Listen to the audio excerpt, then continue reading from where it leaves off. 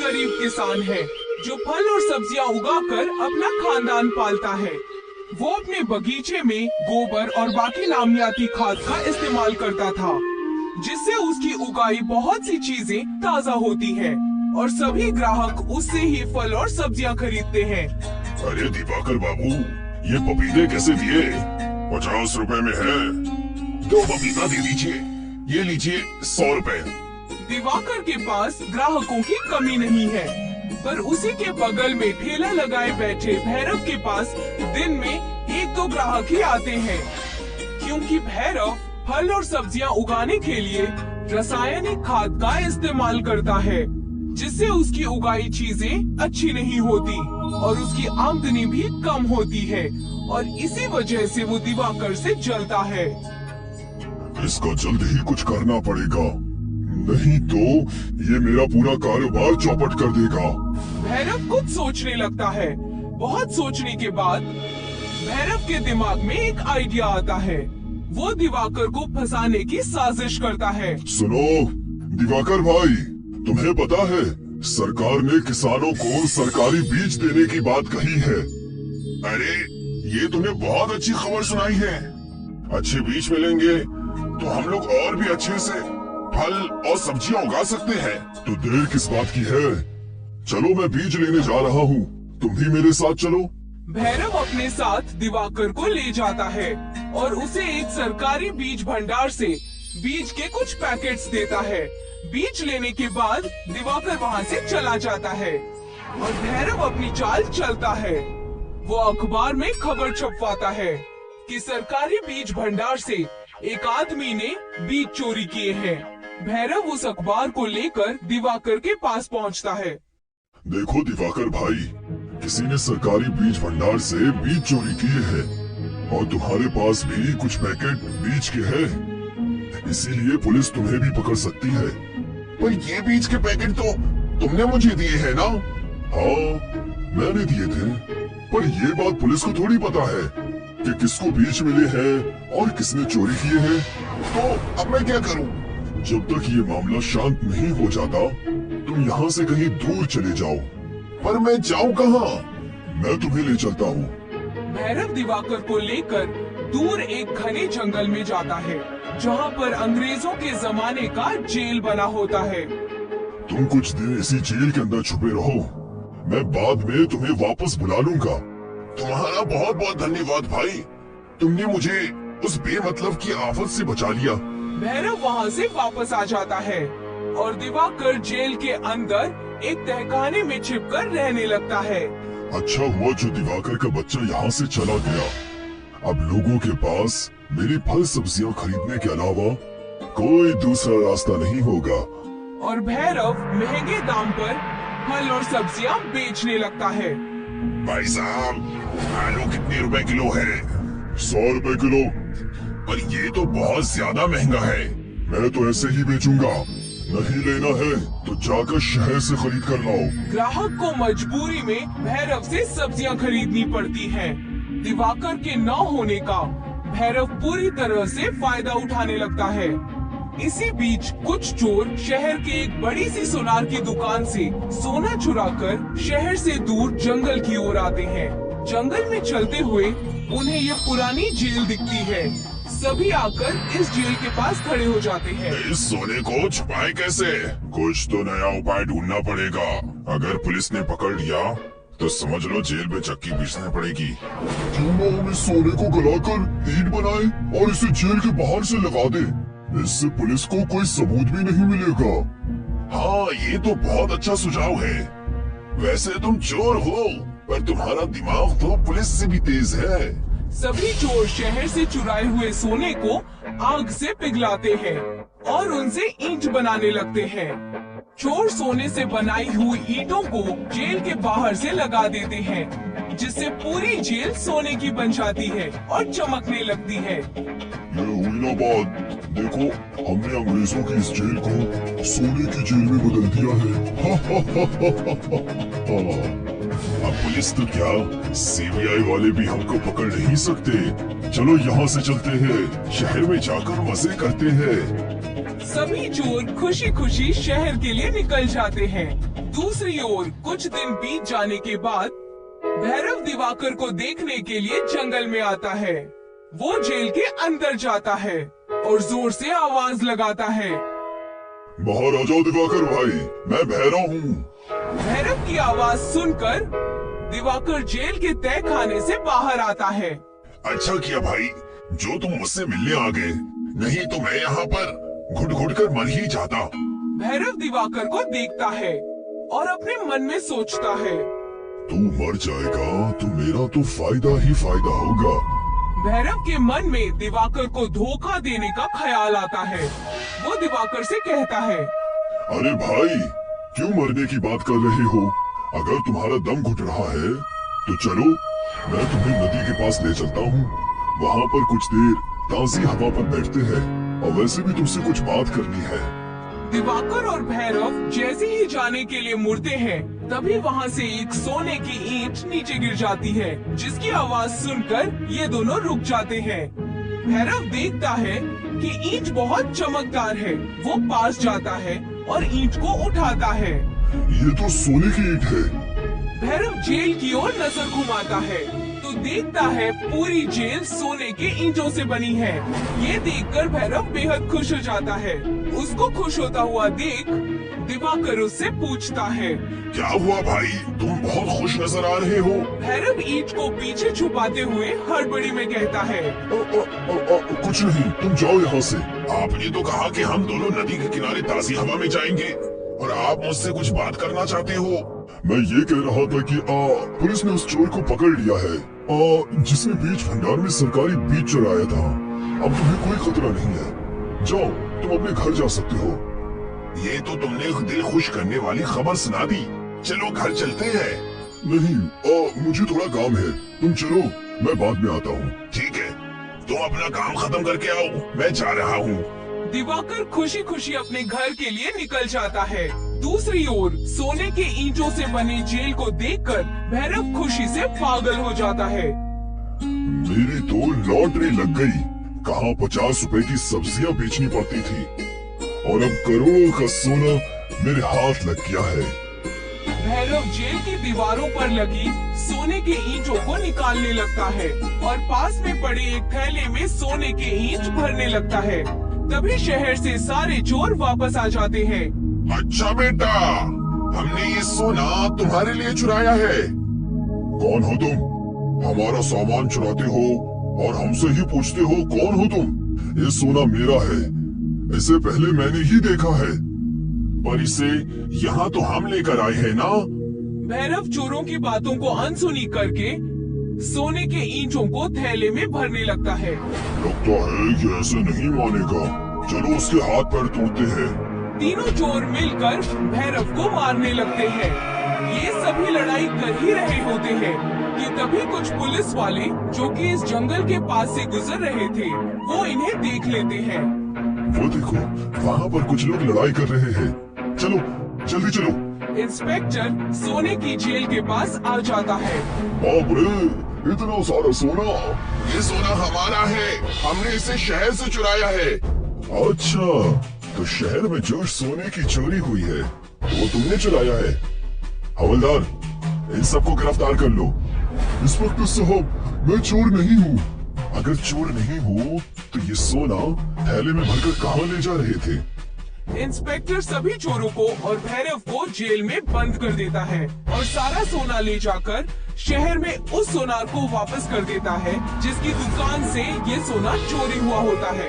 दूसरी तरफ दिवाकर मेहनत करके अपने खेतों में फल सब्जियां उगाता है और अपनी जिंदगी खुशी खुशी बिताने लगता है। योगी और नीतू का सब्जियों का बगीचा था। दोनों मिलकर सब्जियां उगाया करते थे और फिर बाजार में ये सब्जियां फरोख्त किया करते थे। सब्जियां, ताजी ताजी सब्जियां, आलू, गोभी, मटर, टमाटर, ताजे ताजे। आलू 15 रुपए किलो, मटर 30। उनकी ताजी सब्जियों की बाजार में अच्छी मांग थी।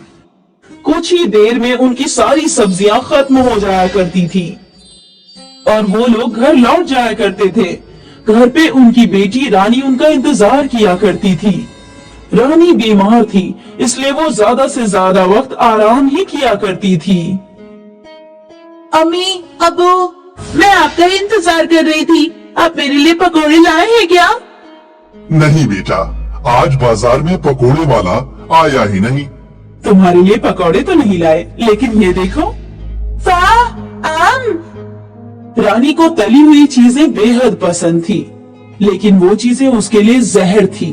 रानी के दिल में छेद था और उसके ऑपरेशन के लिए ही उसके वालिदैन इतनी मेहनत कर रहे थे और हर रोज की कमाई से वो लोग ज्यादातर पैसे अलग कर दिया करते थे। आपको क्या लगता है, कब तक हम पैसे जमा कर पाएंगे? मालूम नहीं, लेकिन हम कोशिश करते रहेंगे। रानी, योगी और नीतू की जान थी।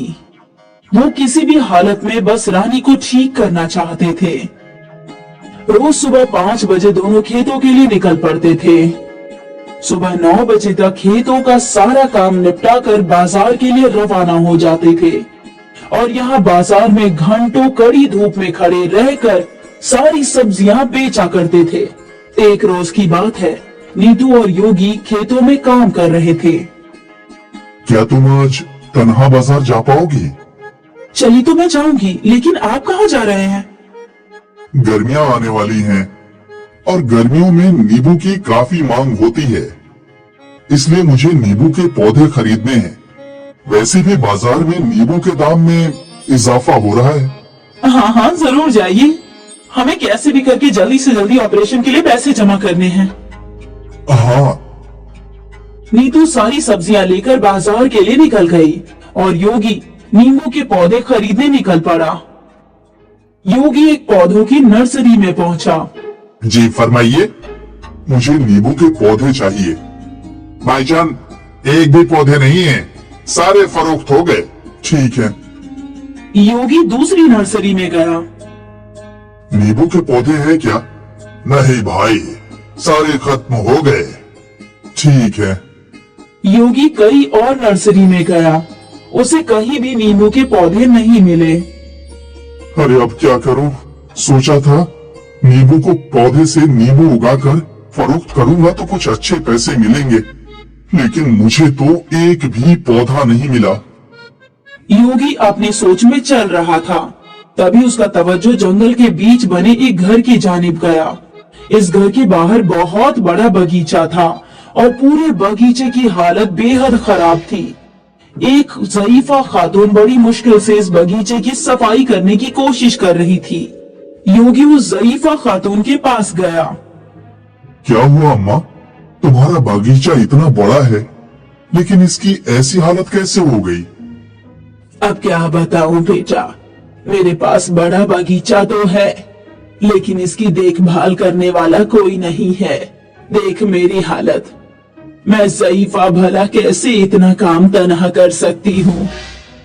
कोई बात नहीं अम्मा, मैं तुम्हारे बागीचे को साफ कर देता हूँ। और योगी बगीचे की सफाई में लग गया। उसने जंगल के पौधे काटे, मुरझाए हुए पौधों को निकाला और सारे पौधों की मिट्टी की अच्छे से सफाई की। सारे पौधों में पानी डाला। अम्मा, अब लग रहा है ना, ये बागीचा बिल्कुल साफ सुथरा। तेरे हाथों में तो जादू है बेटा। अम्मा, मैं भी तो किसान ही हूँ, मेरी भी सब्जियों का बागीचा है। अच्छा है। ठीक है अम्मा, अब इजाजत दीजिए।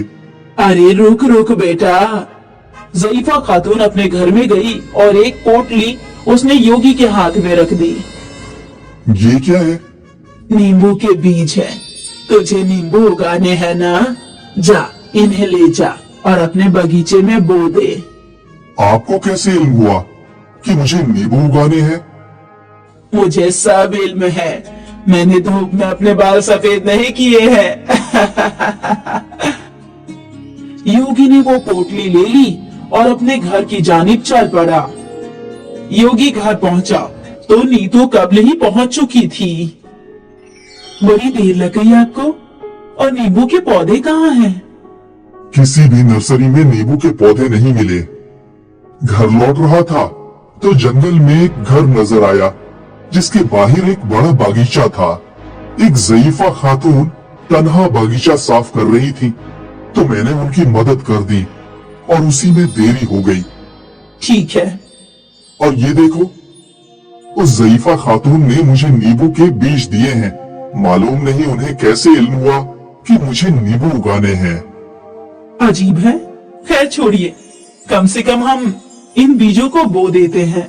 इस बरस नहीं तो अगले बरस नींबू के पौधों पर नींबू आ ही जाएंगे। हाँ, वो भी है। अगली सुबह योगी ने कुछ गड्ढे किए और उसमें नींबू के बीज डाल दिए और गड्ढों में मिट्टी भर दी। नीतू, जरा इन्हें भी पानी डालो।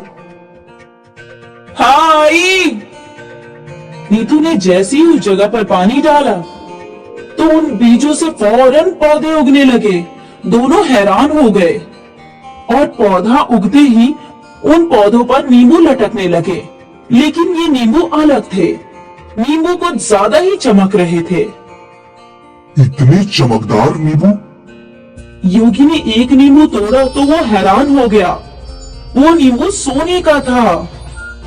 नीतू, ये तो सोने का है। सोने का नींबू। सारे पौधे पर सोने के नींबू उगे हुए थे। योगी और नीतू के तो नसीब ही खुल गए। योगी ने वो सारे नींबू सोनार को फरोख्त कर दिए और उनसे उसे ढेर सारे पैसे मिले। इन पैसों से उसने अपनी रानी का इलाज करवाया। मुबारक हो, ऑपरेशन कामयाब हुआ। अब आपकी दुख्तर किसी भी आम बच्चे की तरह खेल कूद सकती है। ये सुनकर योगी और नीतू की आंखों में अश्क आ गए। योगी ने एक बड़ा बगीचा खरीद लिया और एक बड़ा घर भी। उनकी जिंदगी पूरी तरीके से बदल गई। नीतू, हमें उस ज़ईफा खातून का शुक्रिया अदा करना चाहिए। हाँ, यकीनन। योगी नीतू और रानी को लेकर जंगल गया। वो घर तो यही था, यकायक कहाँ चला गया? वहाँ कोई घर नहीं था। योगी की मदद किसने की इसका इल्म उसे भी नहीं था। उसने ऊपर वाले का शुक्रिया अदा किया और खुशी खुशी अपनी जिंदगी जीने लगा। विजयनगर में रघुनाथ नाम का एक मजदूर था जो रोज मजदूरी करने अपने कस्बे से दूर शहर जाया करता था। रघुनाथ की बीवी लक्ष्मी थी और उनके 2 बच्चे थे, महेश और आशा। सारा खानदान खुश था। एक रोज की बात है, रघुनाथ हमेशा की तरह मजदूरी करने शहर गया था। वो रोड क्रॉस कर रहा था कि एक ट्रक से उसका हादसा हो गया। रघुनाथ को अस्पताल में दाखिल करवाया गया। उसका सारा खानदान दुखी था। बच्चे रो रहे थे। लक्ष्मी ने सबको संभालने की कोशिश की। देखो, अब्बू ठीक हो जाएंगे। तुम दोनों ऐसे रोओगे तो उन्हें अच्छा नहीं लगेगा। अब्बू कब ठीक होंगे? बोलो ना अम्मी। बहुत जल्द। तुम दोनों फिक्र मत करो, मैं सब कुछ ठीक कर दूंगी। कई रोज गुजर गए। रघुनाथ की हालत बेहतर थी, लेकिन वो अब भी चल फिर नहीं पा रहा था। एक दिन तभी नर्स लक्ष्मी के नजदीक आई। आपको डॉक्टर साहब बुला रहे हैं। लक्ष्मी डॉक्टर के केबिन में गई। बहन जी, मैं आपको झूठी तसल्ली नहीं देना चाहता। आपके शौहर के दोनों पैरों का ऑपरेशन करना पड़ेगा, तभी वो चल पाएंगे। और आपके हालात देखकर लगता नहीं कि आप इतना खर्चा उठा पाएंगे। कितना खर्चा होगा डॉक्टर साहब? तकरीबन 20 लाख। या खुदा। अगर उनका ऑपरेशन नहीं हुआ तो वो वापस चल नहीं पाएंगे। अब आप अपने हिसाब से देख लीजिए। अगर आप उनके ऑपरेशन के लिए पैसों का इंतजाम कर सकती हैं, तो बहुत अच्छा होगा। जी डॉक्टर साहब, मैं कोशिश करती हूँ। लक्ष्मी सोच में डूब गई कि वो कैसे अपने शौहर का इलाज करवाए। वो बच्चों के साथ घर गई और अपने जेवर देखने लगी। ये तो बहुत कम है। इससे तो 1 लाख रुपए भी नहीं आएंगे। घर भी संभालना है और इनका इलाज भी करवाना है। कैसे होगा ये सब? लक्ष्मी अपने जेवर देख ही रही थी कि उसके दोनों बच्चे उसके पास आए। अम्मी, क्या तुम ये मंगलसूत्र और कंगन बेच दोगी? और कोई रास्ता नहीं सूझ रहा है बेटा। अम्मी, अगर हम सब मिलकर पैसे कमाए तो? कैसे? आप बहुत अच्छी इडली बनाती हो अम्मी। अगर हम लोग इडली का ठेला डाल दे तो? वो तो हम कर सकते हैं, पर क्या उससे इतने सारे पैसे जमा होंगे? 20 लाख? अम्मी, कोशिश तो करके देखते हैं। ऊपर वाले ने चाहा तो जल्द से जल्द पैसे जमा हो जाएंगे और अब्बू का इलाज भी हो जाएगा। बहुत बड़े हो गए हो तुम दोनों। चलो इडली के कारोबार की तैयारी करते हैं। लक्ष्मी और बच्चे घर में चीजें इकट्ठी करने लगे। ये रहे चम्मच और प्लेट्स, ये रहा चूल्हा, ये रहा इडली का कुकर। पर मुझे लगता है ये छोटा है। ठेले पर अगर ज्यादा लोग आ गए तो फटाफट इडली नहीं बन पाएगी। तो हमें क्या करना चाहिए अम्मी? हमें नया इडली का कुकर लेना होगा। मेरे पास थोड़े पैसे हैं, उसमें बड़ा इडली का कुकर आ जाएगा। इडली कुकर खरीदने के लिए तीनों दुकान पर पहुँचे। भाईजान, एक बड़ा इडली का कुकर दिखाइए। उस दुकानदार ने उन्हें एक कुकर दिखाया। इससे भी बड़ा चाहिए। बहन जी, इससे बड़ा इडली कुकर मेरे पास नहीं है। आजकल इससे बड़ा इडली कुकर नहीं बनता। ऐसे कैसे हो सकता है? लेकिन आप पुराना इडली कुकर खरीद सकती हैं। बगल में ही एक पुराने बर्तनों की दुकान है, उनके पास जरूर बड़े इडली कुकर होंगे। आप वहाँ देख लीजिए। ठीक है। लक्ष्मी और उसके बच्चे बगल वाली दुकान पर गए। वहाँ लक्ष्मी की नजर एक पीतल के बड़े इडली कुकर पर गई। भाईजान, वो बड़ा वाला इडली का कुकर कितने का है? वो पुराना वाला वो 500 रुपए का है। ठीक है, वो मुझे दे दीजिए। लक्ष्मी और बच्चे वो बड़ा पीतल का इडली कुकर लेकर अपने घर आए। घर पहुंचकर, अम्मी, आपने यही इडली कुकर क्यों चुना? बगल में कितने चमकदार स्टील के कुकर भी थे, तो ये पीतल का ही क्यों? क्योंकि ये पीतल का है। पीतल में इडलियों का जायका और भी अच्छा हो जाता है। और तो और हमें ये बहुत अच्छे दाम में मिला। लेकिन अम्मी, हमें नया कुकर लेना चाहिए था ना। देखो ना, इस पे कितनी गंदगी है। आशा, ये पीतल का है। अभी इसे घिसूंगी ना तो चमकने लगेगा। ठीक है अम्मी। लक्ष्मी ने वो इडली कुकर धोया और वो चमकने लगा। अरे वाह, ये तो चमक रहा है। कहा था ना मैंने। और आशा, इसीलिए कहते हैं ओल्ड इज गोल्ड। माँ, इसमें इडली बनाकर देखो तो। हाँ, बनाती हूँ। लक्ष्मी ने उस इडली कुकर की थालियों में इडली का आटा डाला और उसे गैस पर चढ़ा दिया। अब हमें 8 मिनट इंतजार करना होगा ना अम्मी? हाँ बिल्कुल। दोनों बच्चे इडली बनने का इंतजार कर रहे थे। उन दोनों की नजर घड़ी के कांटे पर ही टिकी थी। जैसे ही घड़ी में 8 मिनट हुए। हो गया, 8 मिनट हो गया। हाँ हाँ, सब्र करो, खोलती हूँ। जैसे ही लक्ष्मी ने कुकर खोला तो कुकर के अंदर से रोशनी चमकने लगी। सफेद आटा सुनहरा कैसे हो गया? जैसे ही लक्ष्मी ने वो इडली बाहर निकाली तो वो हड़बड़ा गई। ये इडली पत्थर की कैसे हो गई? पत्थर की नहीं, सोने की। सोने की इडली? लक्ष्मी एक सोने की इडली लेकर जौहरी के पास गई और वहाँ उससे जांच करवाने लगी।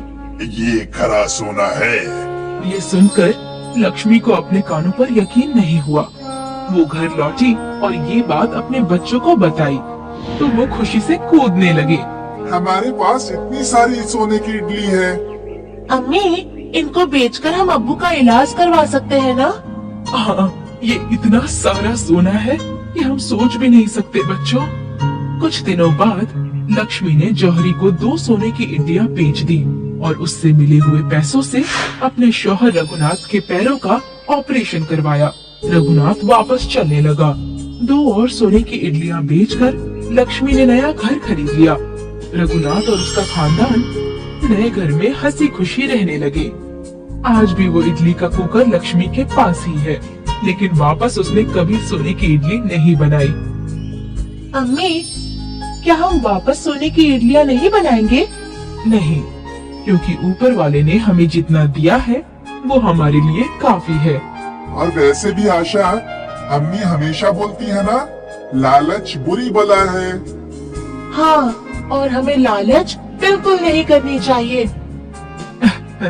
बिल्कुल सही। अब तुम दोनों भूल जाओ कि हमें कभी जादुई इडली कुकर मिला भी था और हमेशा खुश रहो।